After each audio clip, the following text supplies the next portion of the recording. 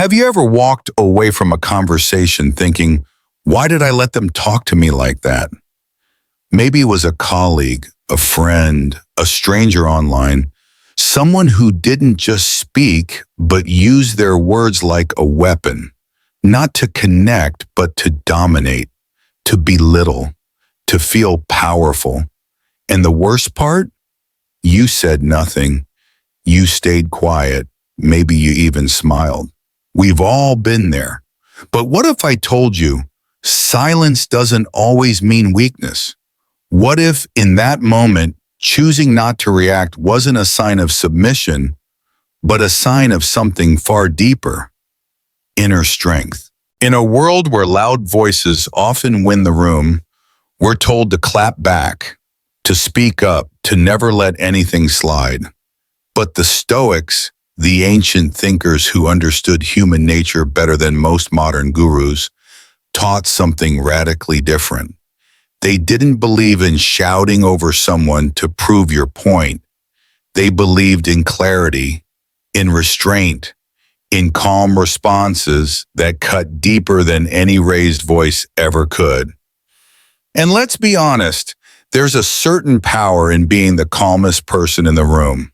It's not about being passive, it's about being deliberate, not reacting from ego, but responding from wisdom. But here's the thing most people miss. Being calm in the face of disrespect isn't natural. It's a discipline. It takes practice. It takes self-awareness. And it takes the courage to realize that you don't owe anyone a reaction just because they came looking for one. Let me ask you this. How many times have you looked back on an argument, not regretting what the other person said, but regretting how you responded? You knew better. You were better, but they got under your skin, and you let them pull you into their storm. This video is your invitation to stop doing that. Today, I want to show you a different kind of power, a quiet power, not the kind that wins arguments, but the kind that ends them before they begin. Not the kind that demands respect, but the kind that commands it through presence, through boundaries, and through words so sharp they don't need volume to be heard. We'll walk through real examples. You'll learn specific phrases, yes, actual sentences, you can use to disarm rudeness with poise. No yelling, no insults, no drama, just clarity, composure, and confidence. Because the truth is, you can be kind without being soft. You can be calm without being weak. And you can say less, but mean more. So if you've ever wished you knew what to say when someone crossed the line, if you've ever wanted to walk away from conflict feeling proud of how you handled it, not guilty for what you didn't say, stick with me. What you're about to learn might just change the way you handle disrespect for the rest of your life. Let's begin. Let me ask you something. Have you ever been in a room where someone said something so rude, so out of line, that the air shifted, and yet no one said a word? There was a time I played the peacekeeper. I was that person who nodded, smiled, stayed quiet. I believed staying calm meant biting my tongue, even when someone was clearly stepping out of bounds. But here's the truth no one tells you.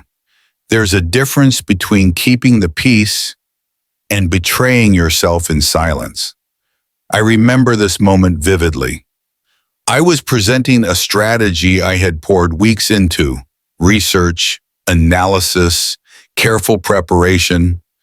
And right in the middle of my pitch, a colleague, let's call him Colin, leaned back in his chair, smirked, and said, "Do you even understand what you're saying? This sounds like a whole lot of fluff." Time stopped. You know that feeling, your heart pounds, your chest tightens, and your instincts scream, "Say something." And that day, I did.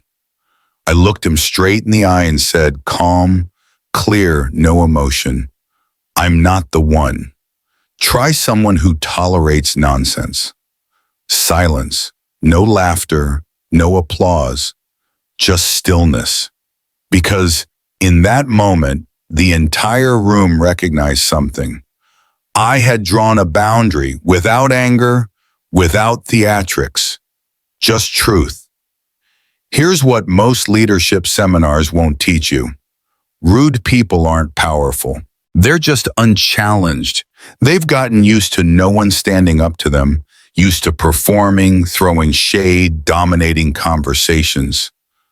Unchecked. But when you speak with quiet conviction, when you disrupt that dynamic with composure instead of chaos, you take away their power.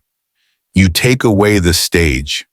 Because real confidence doesn't speak over people.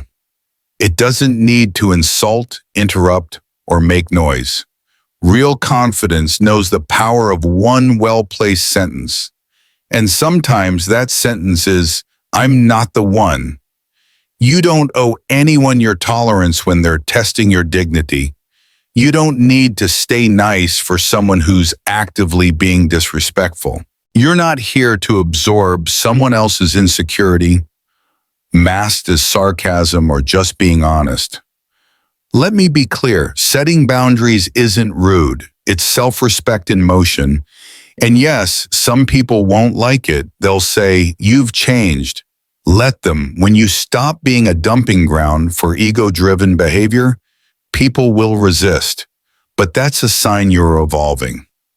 Next time someone tries to cut you down in a meeting, dismiss your voice in a conversation, or test how far they can push you before you snap, don't raise your voice. Raise your standard. Look them in the eye, calm, grounded, and say, "I'm not the one, try someone else." That's not arrogance. That's clarity. And sometimes clarity is the most powerful thing in the room. Let me paint a scenario for you. You post something online. Maybe it's a project you've poured your heart into, a creative piece, a business idea, a thought that's deeply personal.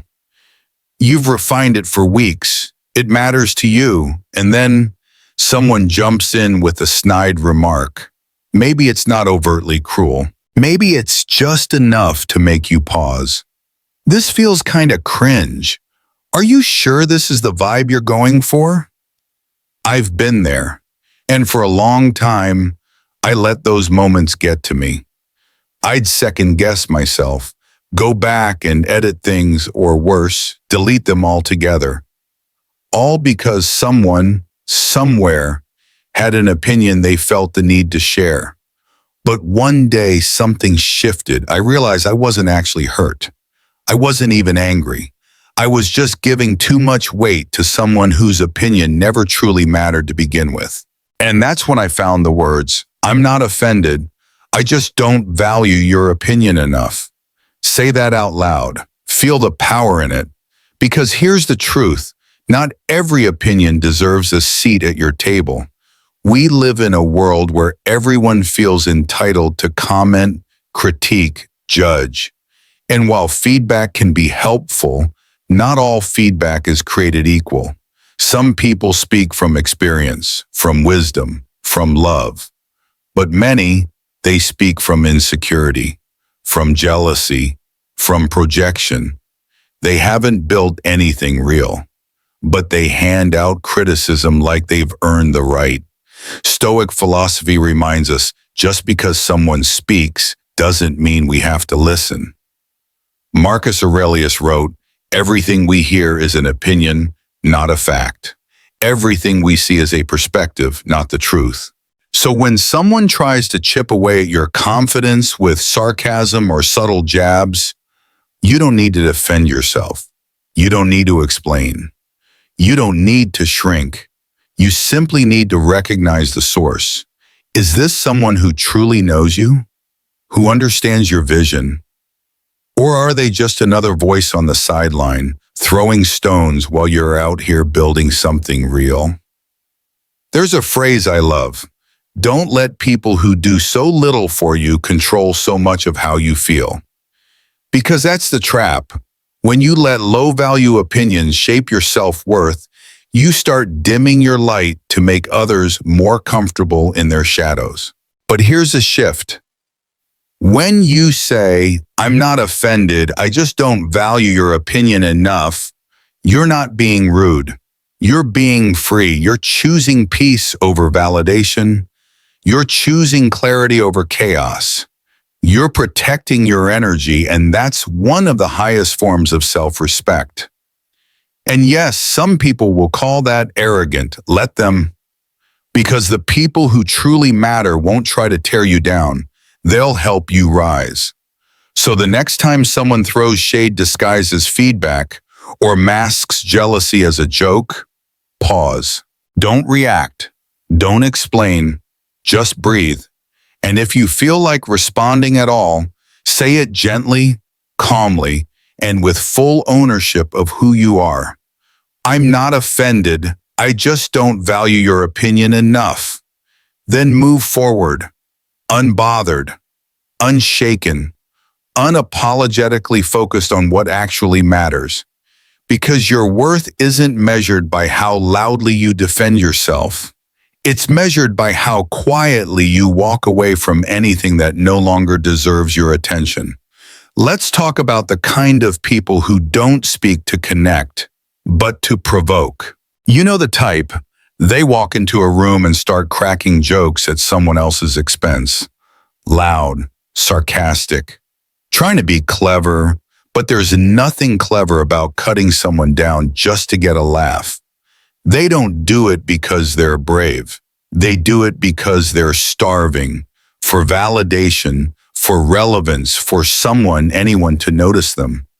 It's not about honesty. It's not even about you. It's about filling the silence of their own insecurity with noise. I remember a moment like this clearly. I was at a small gathering, chill atmosphere, good people, light energy, and then he walked in. Let's call him Ethan. Ethan was that guy, the one who always had to dominate the room. His humor was always at someone else's expense. Passive-aggressive jabs, disguised as just joking. And of course, eventually he turned to me, smirked. Still working on that little project of yours? Must be nice to have all that free time. The old me might have forced a laugh, maybe tried to explain myself, but not this time. I looked at him, calm instead, and said, "That's a strange way to beg for attention. Do you need a hug or something?" The room went silent, not awkward, but clear, because everyone could finally see it for what it was. Not wit, not confidence, just a fragile ego in search of a spotlight. Here's the thing. People like Ethan don't insult you because they care or because they're honest. They do it because they're uncomfortable with stillness, especially your stillness. They need noise. They need reactions. That's how they feel seen. But when you respond with calm clarity instead of anger, you hold up a mirror. And mirrors are terrifying to people who've built their identity around performance. See, when you say, "That's a strange way to beg for attention," you're not attacking. You're revealing, you're showing the truth that this wasn't about you, it was about them. Because let's be real, nobody truly confident needs to put someone else down just to feel taller. Nobody at peace needs to disrupt others to feel important. And yet, we live in a culture where sarcasm is celebrated, where attention is currency, where people say reckless things just to get a reaction, but you don't owe them that reaction. Stoic philosophy reminds us that the more self-mastery you build, the less bait you bite. You don't need to match their volume. You don't need to trade jabs. You only need one clean, composed sentence to cut through the noise. Because the people who try to bring others down aren't dangerous. They're distracted. They don't fear being challenged. They fear being seen. So the next time someone wraps their insecurity in a slick comment or a half-smile insult, don't shrink. Don't explain. Just pause, smile, tilt your head and say, "That's a strange way to beg for attention." Then let your silence finish the conversation. Because here's the truth. There's nothing more disarming to an attention seeker than someone who refuses to play their game. You don't need to fight them. You don't even need to fix them. You just need to recognize them for what they are. And when you do, you take back control, not just of the moment, but of your peace. Have you ever been in a conversation where someone talks a lot, but says almost nothing? They dominate the room, fill every pause, and speak with absolute confidence, even when what they're saying makes little sense. They quote books they haven't read, drop opinions on topics they barely understand, and somehow always have the last word. We've all met that person. In my case, it was a guy named Jordan. We were part of the same group chat, just a few people bouncing around ideas on everything from relationships to personal growth to finance. And no matter the topic, Jordan was always the first to speak and the last to stop. He had an opinion on everything, but not a well-formed one. His comments were often borrowed, overly confident, and laced with negativity. It didn't feel like a conversation. It felt like a monologue on repeat. Then one day, in the middle of a chat about something he clearly didn't understand, he cut in to correct someone. Loud, certain, and completely off the mark. I didn't argue. I didn't roll my eyes. I just typed one sentence. "Every time you speak, I'm reminded how much I value silence." The chat went quiet, not awkward, just still. Because here's the truth, that sentence doesn't insult, it reveals. It's not cruel, it's clear. It shines a light on something most people already feel but rarely say out loud. That not all talking is thinking, and not all opinions are worth listening to. We live in a world where people fear silence, where speaking loudly is often mistaken for being right. But the Stoics knew better. They understood that true wisdom isn't found in how much you say, it's found in knowing when to say nothing at all. There's a saying, empty barrels make the most noise. And it's true. The loudest person in the room is often the most unsure. They talk to avoid discomfort, to distract, to appear informed. But real confidence, real intelligence, it knows how to pause, how to wait, how to speak when the words actually matter. When you tell someone, "Every time you speak, I'm reminded how much I value silence," you're not being mean. You're being honest. You're choosing depth over noise. You're saying, "I no longer mistake loud for wise. I no longer confuse confidence with value." And the beautiful thing, you don't have to shout to say it. You don't even have to raise your tone. Because when spoken with calm, this sentence carries more power than any debate ever could. It reminds the room that silence has weight, that stillness has value, that the absence of noise can speak volumes. So next time you find yourself in a space where someone is talking just to talk, where the volume is high but the substance is low, don't match their energy. Don't compete for space. Just wait for the right moment. Look them in the eye, and with calm, deliberate clarity, say, "Every time you speak, I'm reminded how much I value silence." Then, let it breathe. Because in a world full of noise, a single moment of truth can echo louder than any voice ever will. Let me take you back for a moment. I remember when I used to take every little comment personally. A look, a joke, a backhanded compliment. It didn't take much to rattle me. I'd laugh it off on the outside, but inside it stung. And it stayed with me longer than I'd like to admit. Like the time someone said, You actually think that outfit looks good? Or the moment someone scoffed at my dreams and said, "That's cute. You really think you'll make it?" And the truth? I believed them for a while. I let those words live in my head rent-free. They didn't just bruise me, they shaped me. But life has a way of building armor, not through comfort, but through rejection, through failure, through moments when you're forced to stand in the ruins of everything you thought was solid and rebuild from scratch. Over time, I stopped being so easily moved, not because the world got kinder, but because I got stronger. Now, when someone tries to poke at me, throw shade, or make some passive-aggressive comment to get a rise out of me, I just smile and say, if you're trying to hurt my feelings, you'll have to try harder. Not sarcastic, not angry, just calm, centered, unshaken. Because here's the thing, people can only hurt you deeply when part of you believes what they're saying. But once you truly know your worth, once you've been through fire and come out forged, you stop giving power to cheap shots. It's not arrogance, it's clarity. Most people who try to insult you aren't searching for truth. They're searching for control.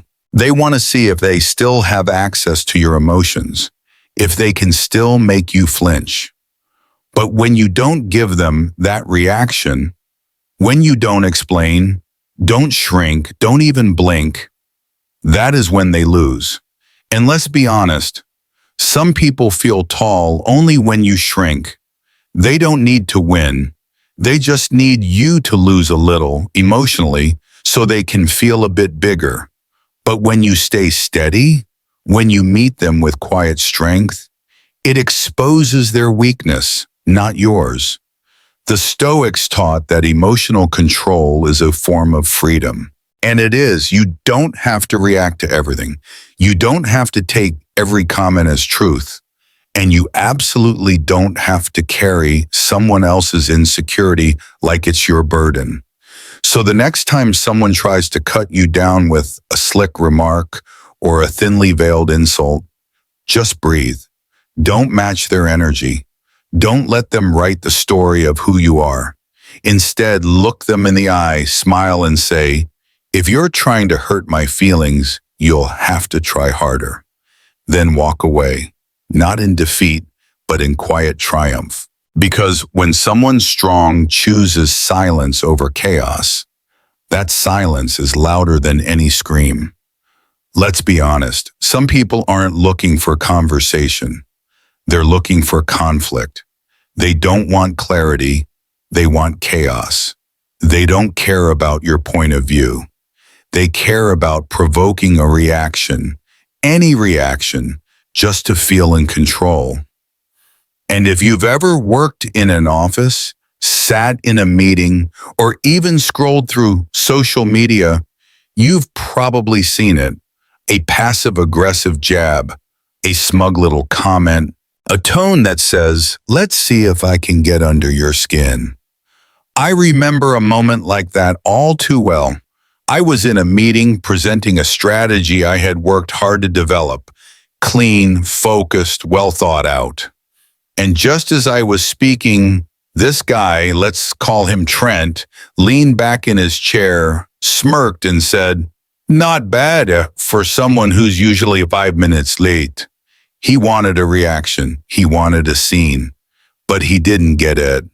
I looked at him, calm, composed, and said, you're not on the level to get a reaction from me. Then I turned back to my presentation like nothing happened. And the room, the energy shifted. Not because I got loud, but because I didn't. Here's the truth no one tells you. You don't have to fight to win. Sometimes you win by refusing to step into the ring. Some people thrive on being acknowledged, even negatively. They want your attention. They want your emotional energy because that's the only way they feel relevant. But when you don't engage, when you don't validate their need for drama, You strip away their power without saying much at all. This line, "You're not on the level to get a reaction from me," isn't about being rude, it's about being clear. It sends a signal. I don't see you as a threat. I see you as background noise. And for people like Trent, that's devastating. Because they thrive on performance, they need an audience. And when you calmly look away and continue being excellent, you deny them the very thing they came for. Here's what I've learned. Not everyone deserves access to your attention. Not everyone earns a seat at your emotional table. You don't owe your energy to people who only show up to disrupt your peace. You don't need to clap back. You don't need to prove anything. Sometimes all it takes is stillness. This is stoicism in motion, choosing dignity over drama. Not reacting doesn't mean you're weak. It means you're wise enough to know when silence says more than shouting ever could. So next time someone tries to bait you with a dig, a gave, or a staged insult, don't give them the satisfaction of a performance. Don't flinch. Don't argue. Don't explain. Just breathe.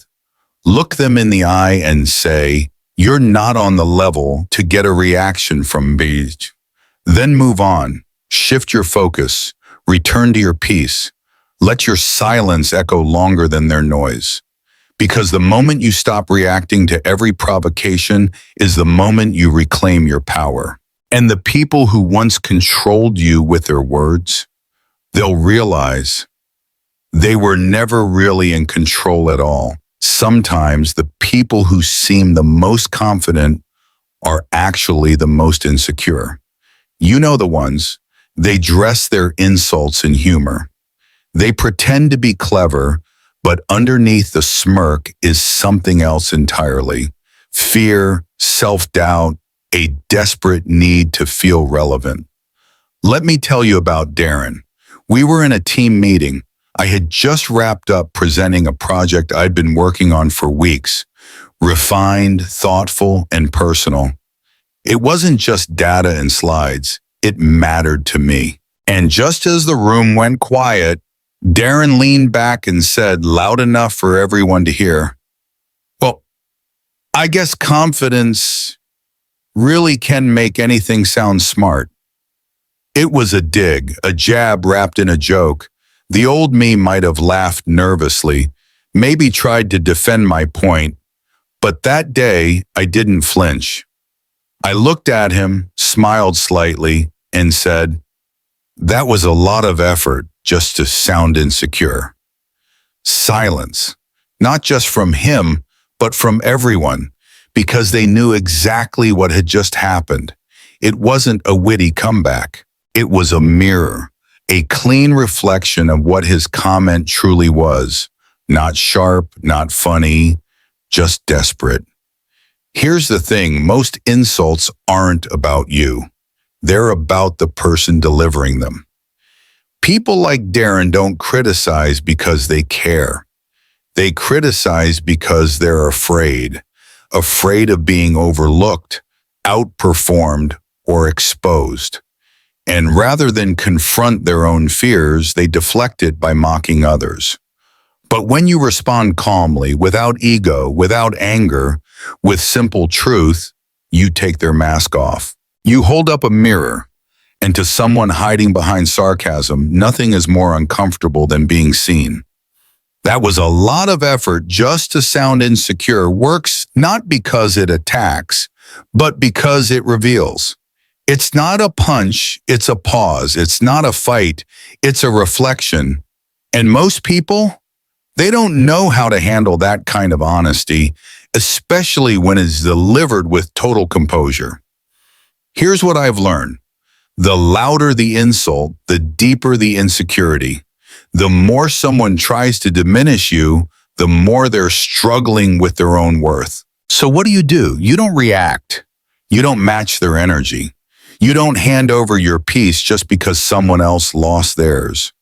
Instead, you speak one line of truth. Then you let silence finish the rest. Because when someone goes out of their way to make you feel small, but you remain steady and unshaken, you expose everything they tried to hide. And no, it's not about humiliating them. It's about protecting yourself. It's about saying, I see through this. I've outgrown this. I don't need to play this game anymore. So the next time someone wraps insecurity in fake confidence or tries to make you feel foolish for standing in your light, don't shrink. Don't justify. Don't apologize for existing boldly. Just breathe, smile, and if you feel like responding, say it softly, clearly. That was a lot of effort just to sound insecure. Then pause. Let that moment do the talking, because sometimes the quietest truths leave the loudest echoes. So here we are.